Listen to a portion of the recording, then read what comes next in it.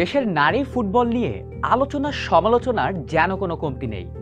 একদিকে coach Peter বাটলারকে boycott করে গণ অবসরের হুমকি দেন জাতীয় দলের 18 জন নারী ফুটবলার, অন্যদিকে সেই বিদ্রোহী ফুটবলারদের নির্দিষ্ট কয়েকজন ক্যাম্পে থাকলে দলকে কোচিং করাবেন না বলে ঘোষণা দেন পিটার বাটলার। সব মিলিয়ে হযবরল অবস্থায় থাকে দেশের নারী ফুটবল। অবশেষে সেই সমস্যার হলো সমাধান। বিদ্রোহের অবসান ঘটিয়ে বাটলারের অধীনেই অনুশীলনে ফিরতে রাজি হয়েছেন গণ অবসরের হুমকি দেয়া ফুটবলাররা। চলুন জেনে আসি কোচ এবং খেলোয়াড়দের মধ্যে কি নিয়ে দ্বন্দ্ব হয়েছিল এবং কিভাবেই বা এর সমাধান হলো।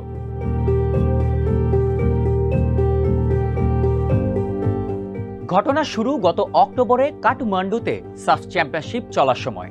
দলের মিডফিল্ডার মনিকা চাকমা একটি সংবাদ মাধ্যমকে বলেছিলেন সিনিয়র খেলোয়াড়দের পছন্দ করেন না কোচ পিটার বাটলার।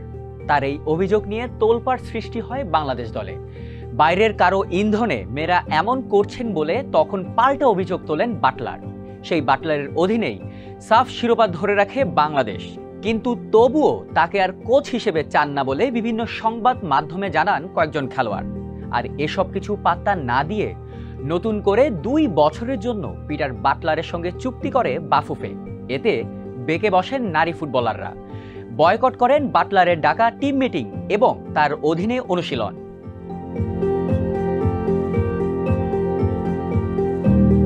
পরবর্তীতে গত 30 জানুয়ারি বাফুফে ভবনের সামনে সব সংবাদ মাধ্যম ডেকে কোচ পিটার বাটলারের বিরুদ্ধে মানসিক হয়রানি, উৎপীড়ন সহ বিভিন্ন অভিযোগ তুলে তার অধীনে না খেলার ঘোষণা দেন বাংলাদেশ নারী ফুটবল দলের 18 জন খেলোয়াড়। শুধু তাই নয়, বাফুফে এই কোচকে রেখে দেওয়ার সিদ্ধান্তে অনড় থাকলে গণ অবসরের হুমকিও দেন তারা।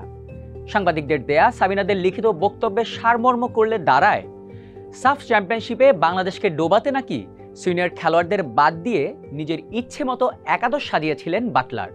ম্যাচ চলাকালীন খেলোয়াড়দের সঙ্গে নাকি বাজে আচরণ করেছেন তিনি।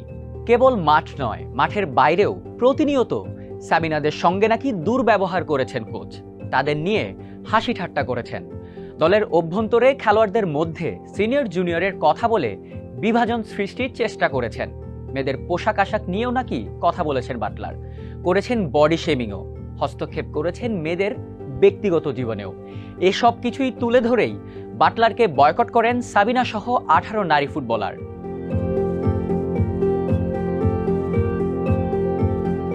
তাদের এই অভিযোগের পরিপ্রেক্ষিতে তাৎক্ষণিকভাবে সিনিয়র সহসভাপতি ইমরুল হাসানকে চেয়ারম্যান করে 7 সদস্যের তদন্ত কমিটি গঠন করে বাফুফে।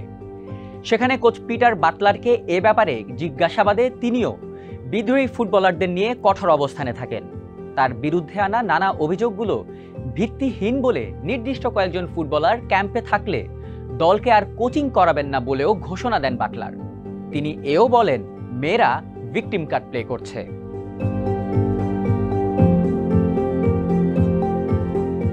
পরবর্তীতে বিদ্রোহী ফুটবলারদের ছাড়াই সংযুক্ত আরব আমিরাত সফরের জন্য বাকিদের নিয়ে অনুশীলন শুরু করেন পিটার বাটলার। ধীরে ধীরে সেই অনুশীলনে বাড়তে থাকে খেলোয়াড়ের সংখ্যা। এমন অবস্থায় বিদ্রোহী খেলোয়াড়দের বাইরে রেখে ক্যাম্পে থাকা বাকি 36 জন খেলোয়াড়ের সঙ্গে চুক্তি করে বাফুফে। বাফুফে থেকে বলা হয় অনুশীলনে না ফিরলে চুক্তি করা হবে না সাবিনাদের সঙ্গে।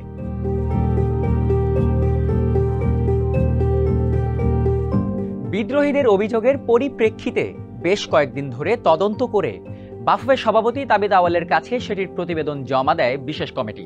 তাতে বাটলারের বিরুদ্ধে আনা অভিযোগের প্রমাণ পায়নি কমিটিটি। এর মাঝে কয়েক দফায় অনুশীলনে ফেরার আহ্বান জানানো হয় বিদ্রোহী ফুটবলারদের, কিন্তু তারা তখন তাদের সিদ্ধান্তে অনড় থাকে। ঘুমিয়ে ঘুমিয়ে টিভি দেখে, জিম করে, রিলস, টিকটক ভিডিও করে ক্যাম্পে সময় কাটাতে থাকে সেই 18 ফুটবলার। বাফুফের নারী উইং থেকেও একাধিকবার বৈঠক করেও কাজের কাজ হয়নি।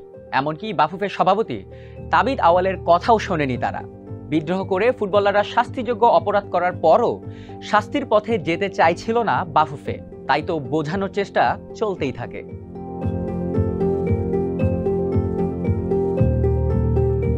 অবশেষে 16 ফেব্রুয়ারির রবিবার 2 সপ্তাহের বেশি সময় ধরে চলা 18 ফুটবলারদের এই বিদ্রোহের অবসান ঘটে।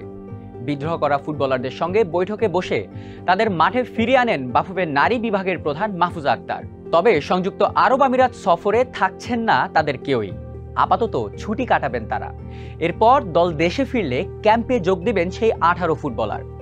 পরবর্তীতে আলাদা বৈঠক করে চুক্তিও হবে তাদের সঙ্গে। এর সঙ্গে শেষ হলো দেশের নারী ফুটবলে প্রথমবারের মতো হওয়া এমন ঘটনার অধ্যায়ও।